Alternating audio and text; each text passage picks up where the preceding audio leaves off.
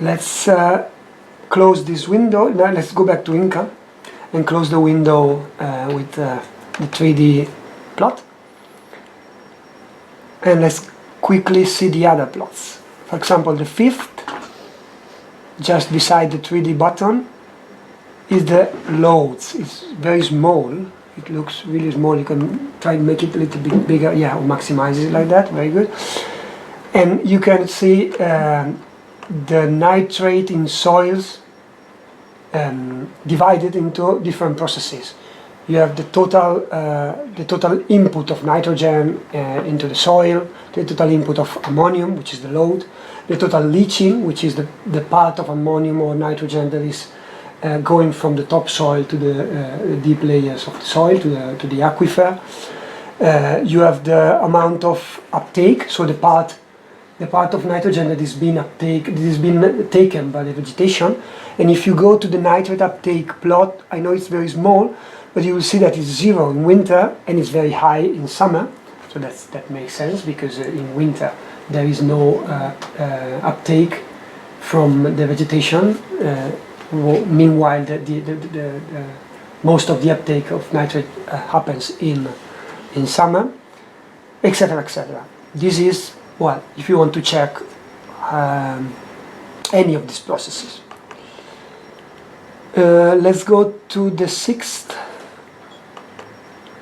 which is pretty much the same, but divided by land uses.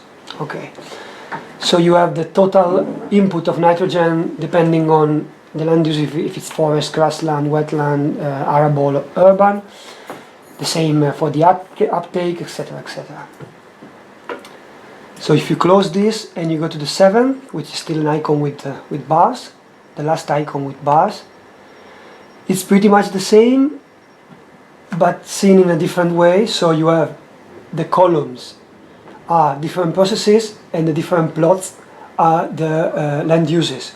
So you can compare the amount of nitrogen that it's the amount of nitrogen that it's loaded into the soil, compared to the amount of nitrogen that is mineralized, compared to the amount of nitrogen that is leached. So you have the comparison in the same plot. But it's pretty much the same, with just a different focus. And the last 3 icons, these are again time series, but divided by compartments. That means that the first, which is called DR, is the direct runoff, so it's the surface runoff. The second is SW, which is soil water, which means the water which is flowing within the soil. And the third is GW, which is groundwater. And for each you have the amount of water, the amount of nitrate, and the amount of nitrate, yes, and the amount of ammonium. So if you want to know how much water is coming from the surface, how much water is coming from the soil, how much water is coming from the groundwater, you can do it with these 3 different plots. And also, for example, let's open the groundwater one. You can see the flow, which is going up and down. And last, we have another visualization tool, not visualization tool, but another tool that can be important in model calibration, which is not located in any icon, but is located in the menu View. If we click View and then we click Coefficient, let's go to View and Coefficient. Here we have the goodness of fit coefficient, so how good is the model, or how well the model is reproducing the reality, the observation. So you will see a lot of NA. That means that for this stream and this reach we have no data.